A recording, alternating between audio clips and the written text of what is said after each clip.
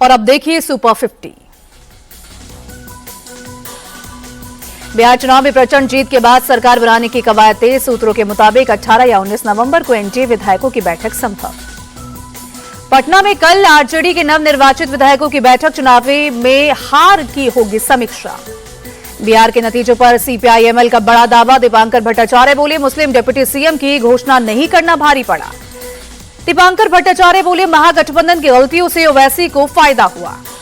महाराष्ट्र के सीएम देवेंद्र फडणवीस के 2 कांग्रेस और भी चुनाव हारेगी जब तक बिना प्रूफ के वोट चोरी का आरोप लगाएगी। बीएसपी चीफ मायावती बोली, बिहार में चुनाव बिना धांधली के होता तो बीएसपी और ज्यादा सीटें जीतती। एनडीए की प्रचंड जीत के पर सीएम नीतीश के बेटे निशांत का बयान, उम्मीद से बेहतर आए चुनाव परिणाम। पिता को 20 सालों के काम का मिला इनाम। लालू परिवार में कलह बढ़ी। रोनी आचार्य बोली, कल एक बेटी और बहन को जलील किया गया, मारने के लिए चप्पल उठाई गई, मुझे गंदी गालियां दी गई। रोनी आचार्य बोली, मुझे मजबूरी में अपने मां बाप को छोड़ना पड़ा, मुझसे मेरा मायका छुड़वाकर मुझे अनाथ बना दिया।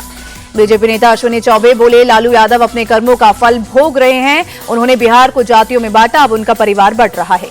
जेडीयू नेता नीरज कुमार बोले, बेटी लक्ष्मी होती है, जिसने पिता की जान बचाई, उसका अपमान करना हमारी परंपरा का हिस्सा नहीं। लालू राबड़ी चुप क्यों हैं? नीरज कुमार बोले, रोने के आंसू लालू यादव को बहुत महंगे पड़ेंगे, राजनीति के धृतराष्ट्र न बने लालू। लालू परिवार में कलह पर केंद्रीय मंत्री चिराग पासवान का बयान, मैं भी इस दौर से गुजर चुका हूं, मेरी प्रार्थना है परिवार का विवाद जल्द सुलझे। केरल में आरएसएस वर्कर आनंद के थम्पी ने भी दी जान। निकाय चुनाव में बीजेपी से टिकट न मिलने पर सुसाइड की बात।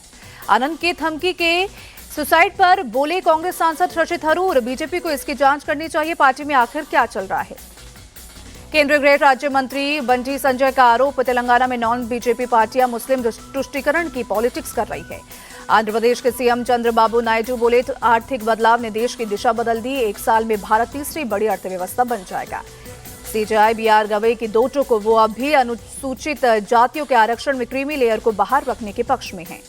सहारा ग्रुप के कर्मचारियों की याचिका पर कल सुप्रीम कोर्ट में होगी सुनवाई। सैलरी पेंडिंग का है मामला। दिल्ली में ड्रग ट्रैफिकिंग केस में ईडी का एक्शन, 100 से ज्यादा म्यूल अकाउंट्स फ्रीज, वहीं 70 लाख कैश जब्त। लखनऊ में वीरांगना उदा देवी की प्रतिमा का अनावरण, सीएम योगी और रक्षा मंत्री राजनाथ सिंह शामिल हुए। राजनाथ सिंह ने वामपंथी इतिहासकारों पर लगाया आरोप, कहा आजादी में पारसी समुदाय के योगदान को किया इग्नोर। सीएम योगी बोले, हमारी सरकार अनुसूचित जाति एवं जनजाति के सम्मान और सेल्फ रिलायंस के लिए कर रही है काम।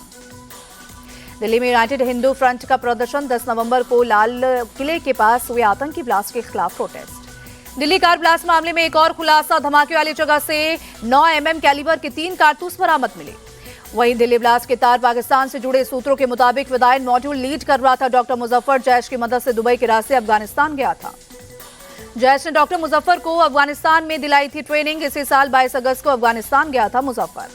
लाल किला मेट्रो स्टेशन के सभी गेट यात्रियों के लिए खोले गए, धमाके के बाद से थे बंद। फरीदाबाद आतंकी मॉड्यूल मामले में जांच तेज, क्राइम ब्रांच की टीम ने अल्फला यूनिवर्सिटी में की जांच। डॉक्टर टेरर मॉड्यूल में जांच एजेंसी का एक्शन, अनंतनाग से डॉक्टर प्रियंका शर्मा को हिरासत में लिया। रोहतक की रहने वाली है प्रियंका डॉक्टर। अनंतनाग के जीएमसी में काम करती है डॉक्टर प्रियंका। पुलिस ने मोबाइल फोन और एक सिम कार्ड भी जब्त की। दिल्ली ब्लास्ट के मास्टरमाइंड उमर का नया सीसीटीवी आया सामने। फिरोजपुर छिड़का में एटीएम से कैश निकालने गया था उमर। दिल्ली ब्लास्ट वाली जगह से पुलिस ने डैमेज गाड़ियों को जब्त किया। 1 mini tempo, 2 auto, 3 e rickshaw, 4 bike, 1 बस और 13 कारें जब्त। यूपी के सोनभद्र में बड़ा हादसा, पत्थर की खदान धंसी, 1 शव बरामद, कई और लोगों के फंसे होने की आशंका। बहराइच में वन विभाग ने भेड़िए को मार गिराया। 2 दिन पहले कैसरगंज से 3 साल के बच्चे को उठा ले गया था। यूपी के मेरठ में दबंगों का आतंक, ट्रांसपोर्ट के कर्मचारी को लाठी डंडों से जमकर पीटा। यूपी के बिजनौर में वन विभाग के पिंजरे में कैद हुई बाघिन, ग्रामीणों ने ली राहत की सांस।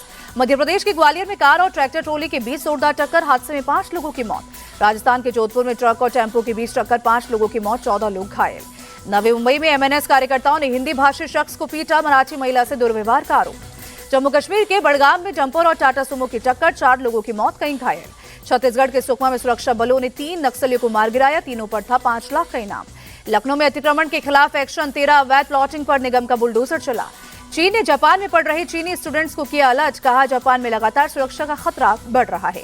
यूक्रेन के राष्ट्रपति जेलेंस्की बोले, रूस के 7 कैदियों की अदला बदली फिर से शुरू होगी, 1200 यूक्रेनी कैदी आएंगे।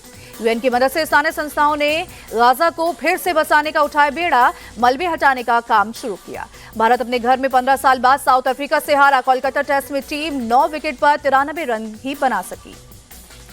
कप्तान शुभमन गिल बल्लेबाजी करने नहीं आए। एक दिन पहले गर्दन में ऐंठन के कारण हुए थे रिटायर हर्ट। टोक्यो में आयोजित डेफ ओलंपिक्स में भारत का कमाल।